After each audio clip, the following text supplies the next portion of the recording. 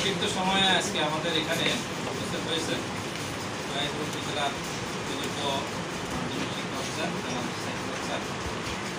স্যারের রায়পুর উপজেলায় আগমন এবং ওনার এই যাওয়ার সময়ের মাঝখানে আমরা স্যারের মাধ্যমে যে কাজটা বা যে সুযোগটা আমরা পেয়েছি সেটা হলো আমাদের এই প্রতিষ্ঠান প্রাথমিক থেকে মাধ্যমিক পর্যায়ে উন্নতি হওয়া।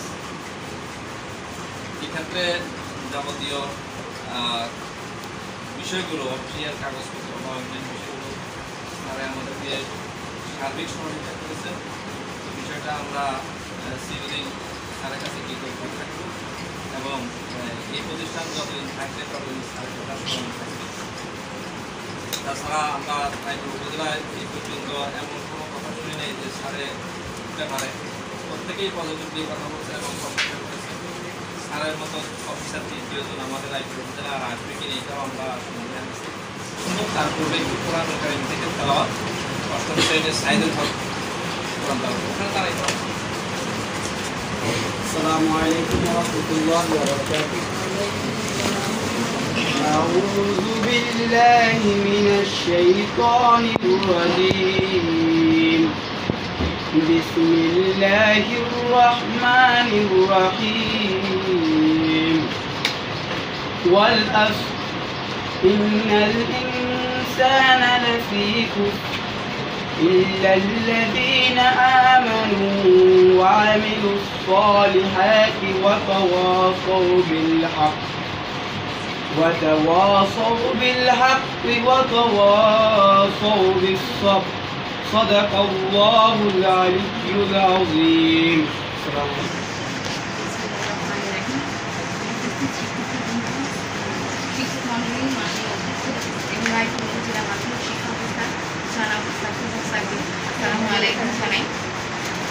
আসলে স্যার যতবারই আমাদের এই প্রতিষ্ঠানে এসেছে ততবারই দেখেছি স্যার খুব হাসি মুখে সবার সাথে কথা বলে, খুব প্রাণ চঞ্চল। যেন স্যারকে দেখেই মনে হয় যেন জীবনে আমরা আরও কোনো প্রেরণা পাই কাজে। স্যারকে দেখে মনে হয় উনি কাজে এতটা আন্তরিক, আমাদেরও নিজেদেরও ইচ্ছে করে স্যারের মতো আন্তরিকতার সাথে কাজ করতে। স্যার আমাদের এই প্রতিষ্ঠানের প্রতি যথেষ্ট আন্তরিক ছিলেন এবং অনেক প্রাণ চঞ্চল একজন মানুষ। যতখানি আমি দেখেছি স্যারকে খুব ভালো লাগে স্যারের হাসি ভরা মুখ দেখতে। এবং আমরা চাই স্যারের ভবিষ্যৎ জীবন যেন সার্বিক কল্যাণ কামনা করি আমরা সবাই, এবং স্যারের কাছে আমরা দোয়া প্রার্থী যেন আমরাও স্যারের দোয়ায় আরও সামনের দিকে অগ্রসর হতে পারি। এই বলেই আমি আমার সংক্ষিপ্ত বক্তব্য শেষ করব।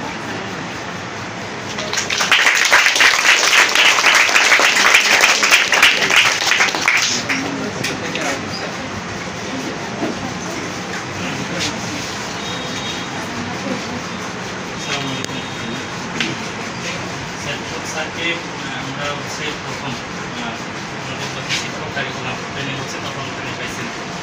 পরবর্তীতে যখন মাধ্যমিক আমাদের বিজ্ঞান প্রযুক্তি বিভাগ ছিল সেখানে আমাদের স্কুল শিক্ষার্থীদের বিভিন্ন সুযোগ সুবিধা নিয়ে স্যার বারবার এসে আমাদের থেকে খোঁজখবর নিয়েছিলেন, প্রজেক্টগুলো নিয়ে বারবার খোঁজখবর নিয়েছিলেন।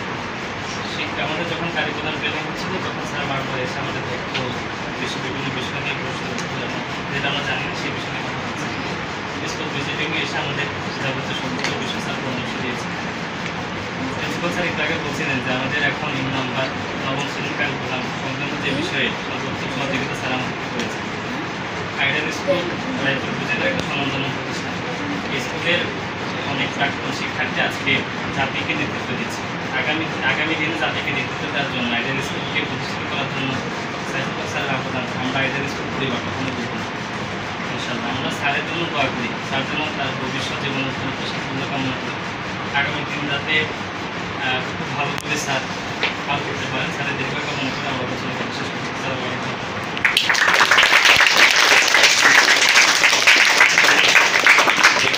পর্যায়ে আমাদের এখানে আরেকজন অতিথি সবাইকে তো এই পর্যায়ে আমাদের উদ্দেশ্যে স্যারের কথা বলবেন জেলা মাধ্যমিক শিক্ষা প্রতিষ্ঠান আসছেন।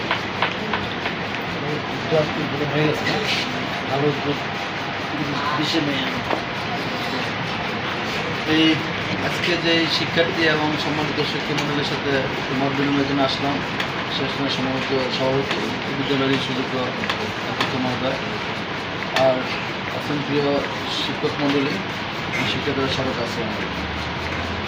আসলে এই প্রতিষ্ঠানে আমি এসেছি একাধিকবার এসেছি। এখানে আমি রায়পুর আমার 5 বছর হয়ে গেছে। তো এখন আজকে আসাটা আমার শেষ পরিদর্শন এবং বিদায় নিতে আসা।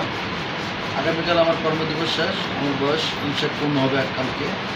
সরকারি চাকরি নিয়ম অনুযায়ী 59 বছর পূর্ণ হলে চাকরি শেষ, 1 বছর অবসরজনিত ছুটিতে থাকবে, তারপর তোমার অবসর পূর্ণ শিশু। তো হিসাবে কালকে শেষ কর্মদিবস, এরপর আমি ঈদের আগ পর্যন্ত আসি, মানে কয়েকদিন। তারপরে আসার আমার ভাবছিলাম যে সময় পাই কিনা, স্যার বলছিলেন যে যাওয়ার আগে একবার রেডি করে যেত। আজকে দেখলাম যে শনিবার আছে, অফিস বন্ধ, কিন্তু খোলা আছে স্কুল, তাই যোগাযোগ করে আসি। এই স্কুলে যেটা দেখছি যে শিক্ষার্থীরা ভালো, মেধাবী ভালো, তারপরও তোমাদের কিছু উদ্যোগ আছে। তোমাদের বিজ্ঞান মেলা তোমরা এখানে নিজেরা করেছিল, পিঠা উৎসব করেছিল, তোমরা সেগুলোতে আমি এসেছিলাম। তার বাইরেও তোমরা বিভিন্ন দিবস উদযাপন করে। এখন তোমাদের এই যে একটা বুক ক্লাব হলে সেটা দেখে আমার আরও ভালো লাগে। এখন যাই হোক, তোমাদের ফলাফল ভালো হয়, মেধা ভালো, কিন্তু পরিপূর্ণ মেধার জন্য দরকার, সুশিক্ষার জন্য কী দরকার, আর একটু ভালো জ্ঞান নেওয়া। আমাদের এই যে যারা আছে এখানে 6 থেকে 8 সবাই কিন্তু নতুন কারিকুলামের আওতায় আসছে এবং সবাই বইও পেয়ে গেছে। তোমাদের নতুন কারিকুলামে বিষয় বুঝতে হলে, পড়তে হলে তোমাদেরকে স্কুলে আসতে হবে নিয়মিত, এবং তোমাকে প্রত্যেকটা বই, মেন বই, এগুলো ভালোভাবে পড়তে হবে। তোমাদেরকে আমি একটু অন টেস্ট করলাম, আমি দেখলাম না, দেখলাম যে ছিন্নমূল কবিতা দেখলাম 7-এর, এর উপরে দেখো 3টে লাইন পড়লে ওখান থেকে কিন্তু 4-5টা প্রশ্ন। হ্যাঁ, কবির নাম, কবির কী নামে পরিচিত, কবির কবিতাটা কোন বই থেকে নেওয়া হয়েছে, এইভাবে আর কি। তো এটা একটু উদাহরণ দিলাম। এইভাবে প্রত্যেকটা জিনিস যদি তোমরা পড়ো তাহলে তোমাদের জ্ঞান বাড়বে। কারণ এভাবে চর্চা না করলে কী হয়, তোমরা মনে করো বইয়ে তো কোথাও লেখা থাকবে না জাতীয় সঙ্গীতের রচয়িতা রবীন্দ্রনাথ, এইগুলো কিন্তু জানতো না, কিন্তু এটা প্রাইমারি তোমার জানার কথা বা শুনলে জানো। কিন্তু এখনও অনেক প্রতিশ্রুতি বলি যে জাতীয় সঙ্গীত লেখছে, বলে নজরুল, হ্যাঁ, এটা জানা নাই জাতীয় কবি নজরুল, তাই ভাবছে জাতীয় সঙ্গীত নজরুল, কিন্তু জাতীয় সঙ্গীত লেখছে আমাদের রবীন্দ্রনাথ। এটা মনে রাখতে হবে, হ্যাঁ। এই জিনিসগুলো আমরা সাধারণ জ্ঞানের জিনিসগুলো যদি পড়ি, বা তোমাদের এখন এই যে বুক ক্লাবে কী বই থাকে জানি না, সেখানে যাতে অবশ্যই আমাদের জাতির ভিতর বঙ্গবন্ধু শেখ মুজিবুর রহমান লেখা 3টে বই অবশ্যই থাকে। বইগুলো তোমরা বলতে পারবে, একটা বইয়ের নাম বঙ্গবন্ধুর লেখা 3টা বই আছে। একটা আমি বলে দিই, অসমাপ্ত আত্মজীবনী। আর কি জানো তোমরা? ক্লাস 6 কিন্তু একটা গল্প আছে আমার বইয়ের নাম, হ্যাঁ, বইয়ের নামে একটা গল্প ক্লাস 6-এর বাংলা বই আছে। আমার দেখা 9 চেন, এই নামে কিন্তু বঙ্গবন্ধু লেখা পুরো একটা বই আছে। আর আছে কারাগারের বই বাংশ। তোমরা এই বইগুলো যখনই সময় পাবে সুযোগভাবে পড়ে নেবে। এর বাইরে আমাদের এই রবীন্দ্রনাথ, নজরুল, জসীমউদ্দিন, এদের লেখা আরও অনেক বই আছে। এগুলো তোমরা লাইব্রেরিতে যত থাকে তোমরা এগুলো পড়বা, হ্যাঁ, জীবনী কাহিনী বা এই টাইপের, হ্যাঁ। আর তোমাদের বইগুলোতে যে গল্পগুলো আছে এগুলো দ্বারাও তোমরা এখানে কিছুটা ধারা পাবো আমাদের সাহিত্য নিয়ে। কিন্তু বাংলা বইটাতে কীভাবে আছে 6, 7, 8, এখানে তো প্রথম পত্র দ্বিতীয় পত্র আলাদা না, একসাথে। তোমাদেরকে ভাষা জ্ঞান, ব্যাকরণ এগুলো জানতে হবে, পাশাপাশি তোমরা সাহিত্যে কবিতা পারবা, গল্প পাবা, হ্যাঁ। ক্লাস 6-এ একটা রূপকথার গল্প আছে, কে বলতে পারবো না আমরা? ক্লাস 6-এর রূপকথার গল্প আছে না একটা, কি নামটা আমি বলে যে তুমি কে লেখছে বলতে হবে। 7 ভাই চম্পা, হ্যাঁ, কে লেখছে?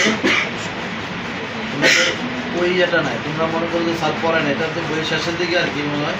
তোমাদের বইজন পাইবা, বইটা রিডিং জন পড়বে, বই দেখবে বই কী আছে, গল্প কবিতাগুলো কী আছে, হ্যাঁ, সেটা দেখে তোমরা একটা ধারণা পাবে, ঠিক আছে, হ্যাঁ। এইভাবেই তোমাদেরকে নিজেই করতে হবে। আর আমাদের যে নতুন কারিকুলামের যে মূল উদ্দেশ্য কি, নিজেকে তোমার দক্ষ করা, আচরণগত জ্ঞান আরও, হ্যাঁ, যুগের সাথে তাল মিলিয়ে যাতে কাজ করতে পারো, ঠিক আছে। জি স্যার। আচরণগত কি, তুমি মনে করো ভালো ডাক্তার হইলে, কিন্তু তোমার আচরণ ভালো না, রুগীদের সাথে ভালো ব্যবহার করো না, টাকা ছাড়া রুগী দেখো না, তাহলে তোমার পরিপূর্ণ শিক্ষা হইল না, তাই না? মেধাবী ডাক্তার কিন্তু আচরণ জ্ঞান ভালো না, এই জন্যই আচরণগত শিক্ষা করো। তুমি একজন ভালো ড্রাইভার হইলা, হ্যাঁ, ভালো ড্রাইভ করতে পারো, কিন্তু রাস্তাঘাটে চালানোর সময় কাদা পানি থাকলে ছিটকিয়ে মানুষের গায়ে ছিটকিয়ে দাও, স্কুলের সামনে, হাসপাতালের সামনে হর্ন বাজার করে, তাহলে এটাও আচরণ জ্ঞান ভালো নাই, ঠিক আছে। তুমি সর্বোচ্চ ডিগ্রি দিছ এবং অনেক টাকা আয় করতেছ, বিয়ে করছে, ঘরে সুন্দরী বউ আছে, কিন্তু বাবা মার দিকে আর খেয়াল নাই, বাবা মাকে আর সাথে রাখে না, বাবা মার অনেকে রাস্তায় ফেলে যায়, বৃদ্ধাশ্রমে পাঠাবে, সেটাও তোমার আচরণ জ্ঞানের অভাব, তাই না? জি স্যার।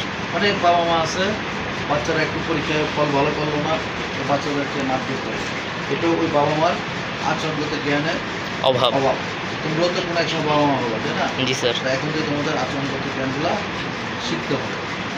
আর তোমাদের প্রতি এতক্ষণ আমি তোমাদেরকে একটু এলোমেলো প্রশ্ন জিজ্ঞেস যে এমনি, ওটার জন্য তোমরা কোনো মন খারাপ করো না। জি স্যার। তোমাদের আজকে এসে আমি প্রশ্ন ধরার জন্য না, কিছু উপদেশ দিয়ে যাই।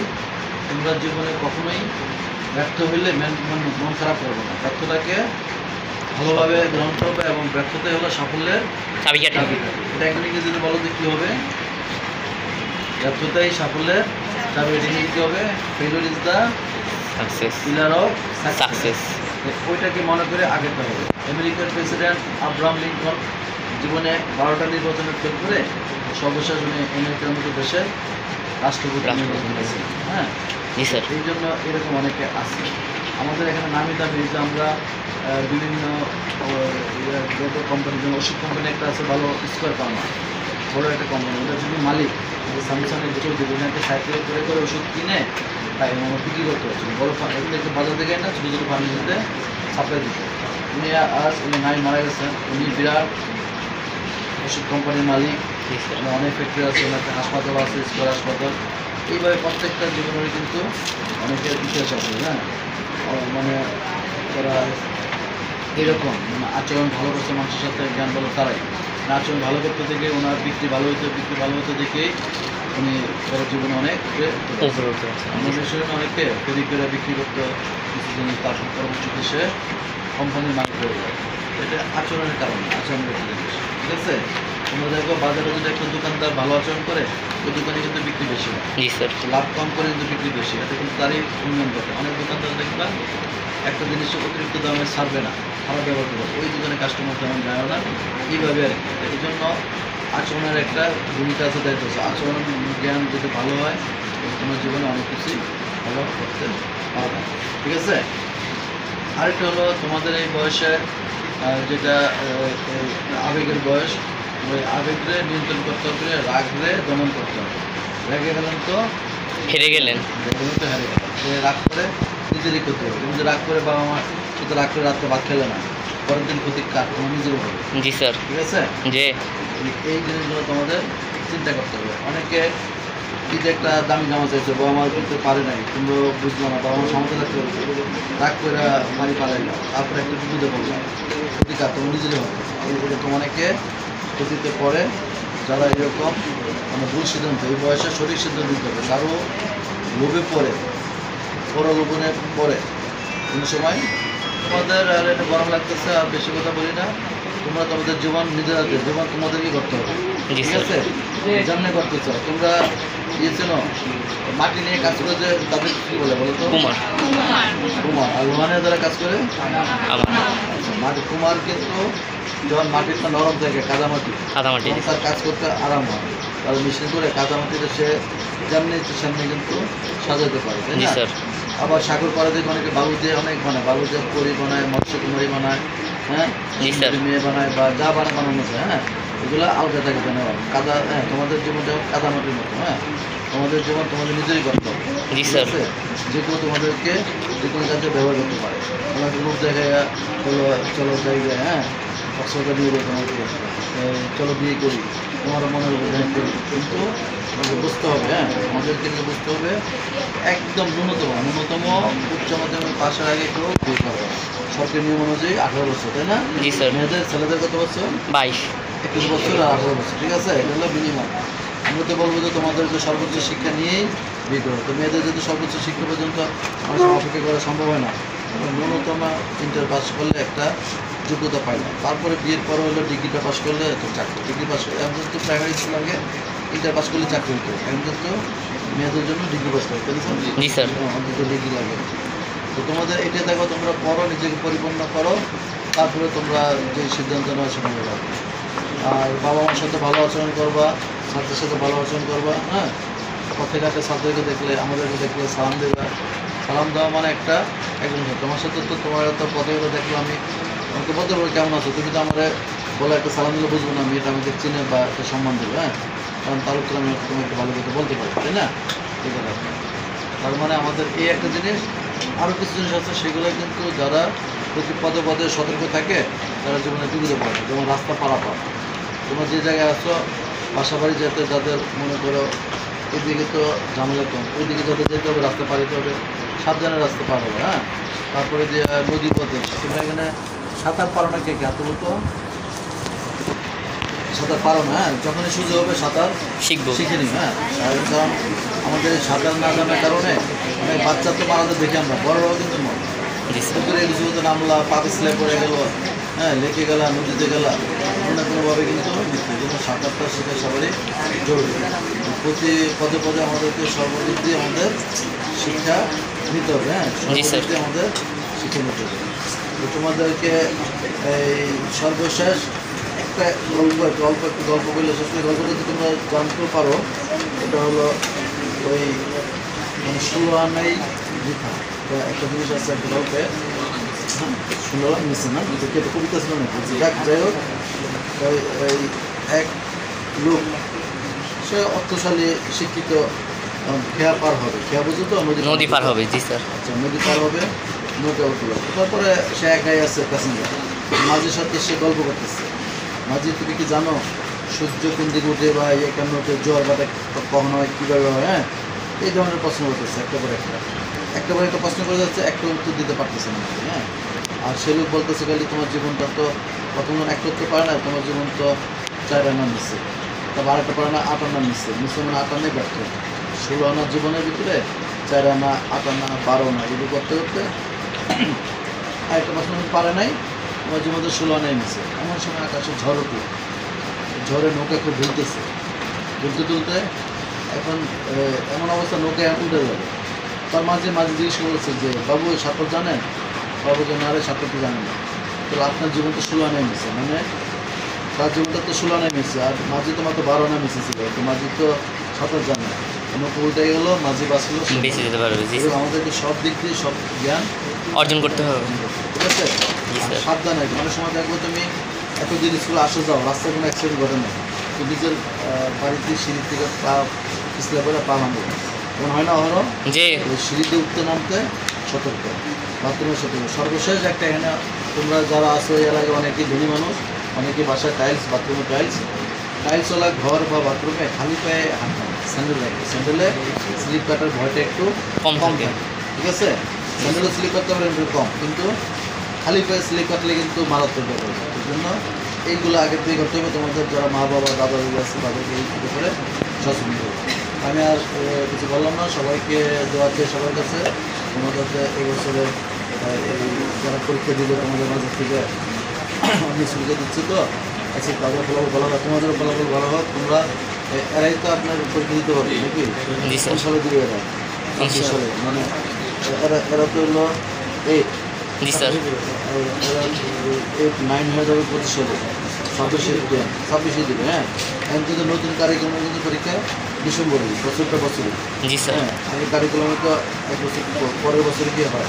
তো যাই হোক, তোমরা ভালোভাবে পরীক্ষা দাও, ভালো করো, এই দোয়ার হলো কামনা হলো। আর যেটা বলতেছিলাম বইয়ের ওই কোনো একটা কবিতা, একটা গল্প, কে লিখেছেন, লেখকের নাম, লেখকের পরিচয়, লেখকের জন্মসাল, মৃত্যুসাল, সালটা অন্তত মনে রেখো, হ্যাঁ। এইভাবে তোমরা নিজেকে পরিচিত করবে, ঠিক আছে। জি স্যার। তো এই শেষ, আমার কথা শেষ। এখন আমি এটা 2 সেট আছে না, 2টা তারিখ জিজ্ঞেস করে আমি শেষ করি, আমি প্রশ্ন না করে থাকতে পারি না। জি স্যার বলেন স্যার। হ্যাঁ, তোমরা যে পারো তারা এগুলো করতে পারো। এবং তোমরা বলো 17 মার্চ কী দিবস, এটা উপরে একটা লাইন বল করে। হ্যাঁ, আর লাইন বলো একটা, কীভাবে হলো আর কী দিবস? 17 মার্চ জাতীয় শিশু দিবস, হ্যাঁ। মানে কেন আমরা শিশু পালন করি? 17 মার্চ একজন বঙ্গবন্ধু শেখ জাতির পিতা বঙ্গবন্ধু শেখ মুজিবুর রহমানের জন্মদিন, এই জন্য শিশু দিবস, ঠিক আছে। তোমরা বলো তো 15 আগস্ট কী দিবস? শোক দিবস। হ্যাঁ, দাঁড়ান। বলো, একজন বলো, ভালো করে বলো, বুঝতে না, একজন বলো, একজন দ্বারা বলো, তাহলে বুঝবো। জাতীয় শোক দিবস, হ্যাঁ, এক লাইন বলো। জাতীয় শোক দিবস তো কী কারণে শোক দিবসটা হইল? আমাদের জন্য জীবন দিয়েছে। জাতির পিতা বঙ্গবন্ধু শেখ মুজিবুর রহমানের মৃত্যুবার্ষিকী। 15 আগস্ট ওটা ওনার মৃত্যুদিন এই জন্য আর কি, হ্যাঁ জি ঠিক স্যার আছে? জি স্যার আচ্ছা এই দিবসগুলো এই সময় মনে রাখতে হবে, জি হ্যাঁ? স্যার জাতীয় দিবস, স্বাধীনতা দিবস, বিজয় দিবস, গণতন্ত্র দিবস, ঠিক আছে না? 6 দফা আন্দোলন, জি হ্যাঁ, স্যার মুজিবনগর দিবস, এগুলো তোমরা মনে রাখবে, তোমরা পরিপূর্ণ জ্ঞান তোমাদের পারবে। যেগুলো তোমরা ইন্টারভিউতে ভর্তি পরীক্ষা চাকরি, তোমার চাকরি করার ইচ্ছা আছে না, চাকরি করবো না, জি স্যার হ্যাঁ, তখন এগুলা কাজে লাগবে, ঠিক আছে? আমাদের দেশ সম্বন্ধে জানতে হবে, আমাদের দেশের আয়তন, দেশের 1,47,000 পারবা 1,47,570 বর্গ কিলোমিটার। ওটা একদিন জানানো সবাই জানতে হবে। তো তোমরা মেয়েরা যেটা বলছো সেটাও বলছো, ঠিক আছে। আরেকটা বলবো, তোমরা তো দুটো সাইড আছে, হ্যাঁ মনে করে এটা উত্তর এটা দক্ষিণ, আমি ডিজাইন আসলে কোন দিক স্যার, এটা দক্ষিণ পশ্চিম। বলবো তোমরা উত্তর দিকে নিয়ে আসতে পারছো না, আমি উত্তর দিকে ধরে নিলাম, তোমরা উত্তর তোমরা দক্ষিণ। উত্তর বাংলাদেশের সীমানার ভিতরে মানচিত্রে একদম উত্তরের জেলাটার নাম কি? উত্তরে কোন জেলাটা বা কোন এলাকাটা, এলাকার নাম বলতে পারো, জেলার নাম বলতে পারো, উপজেলার নাম বলতে পারো, যেগুলো বলতে পারো। তেঁতুলিয়া। আর তোমরা বলো একদম দক্ষিণেরটা কি বলো? তেঁতুলিয়া তেঁতুলিয়া আগে একটা স্লোগান চন্দ্র, তোমাকে চন্দ্র টেকনাফ থেকে তেঁতুলিয়া। সেকেন্ড তেঁতুলিয়া, সবাই বলো জিয়া। জিয়া জিয়া জিয়া নাম হলো। যাই হোক, টেকনাফ হলো সবচেয়ে দক্ষিণে, না? জি, স্যার। উপজেলা টেকনাফ, টেকনাফ হলো একটা এলাকা, সেন্ট মার্টিন। জি স্যার আর সবচেয়ে উত্তরে হলো তেঁতুলিয়া। জেলার তেঁতুলিয়া উপজেলার বাংলা বন নামে একটা বড় আছে, ওটা তেঁতুলিয়া বললে হয়। জি স্যার পঞ্চগড় জেলা হলো পঞ্চগড়। যাক, এভাবে তোমরা মানচিত্র দেখবা, ইতিহাস, তোমাদের সামাজিক বিজ্ঞান ইতিহাসের বই এগুলো পড়বা, ইতিহাস সামাজিক বিজ্ঞান বই না থাকলেও জানবা। তোমাদের স্কুলে অনেক উপকরণ আছে জানি, হ্যাঁ গ্রুপ আছে বা মানচিত্র থেকে। তো আমি বিদায় নিলাম তোমাদের, আমার জন্য দোয়া করো সবাই, হ্যাঁ ঠিক আছে? জি স্যার ম্যাডাম হাততালি দেয়া। আপনাদেরকেও অনেক সময় কাজে ইয়েতে অনেক সময় মনে কষ্ট দিয়ে থাকতে পারি, কিরকম কষ্ট দেবেন আমারটা, হয়তো আপনার ছুটি হয়ে যাওয়ার কথা, এটা এটা মানে 12টা আগে ছুটি হওয়ার কথা, আমি আজ বছর বলে বসে আছি, এটা মনে মনে গালিগালাজ করতে পারেন জি না সেরকম থাকলে কষ্ট লাগেন না। আর আমার আমি আর এরকম স্কুলে গিয়ে কথা বলার সুযোগ হবে না, এবং স্কুল ভিজিটে আজকে শেষ, কালকে আমার কাজ আছে, বেশি কাজ আছে বা অন্যান্য আলোচনা করছে, মাসে বলছে কালকে প্রোগ্রাম এটা বিকেলে বিরিয়ানির সাথে। তো ক্লাসে আর বাচ্চাদেরকে পাওয়াটা আমার এটাই শেষ। সবার জন্য আমার দৌড় হলো, আমার জন্য সবাই দৌড় করে সবাই জানাবো, হ্যাঁ আচ্ছা, জয় বাংলা, হ্যাঁ জয় বাংলা। জয় বাংলা আমাদের এটা মনে রেখো, এটা আমাদের এই 7ই মাসের ভাষণ নেব। সরকার থেকে একটা ঘোষণা দিচ্ছে, এটি আমাদের জাতীয় স্লোগান জয় বাংলা। মানে সরকারি যারা কর্মকর্তা বিভিন্ন বক্তব্য উপর জয় বাংলা আমাদের বলতে হয়। তোমাদের আমরা জানার জন্য, হ্যাঁ হ্যাঁ ঠিক আছে, হ্যাঁ সবাই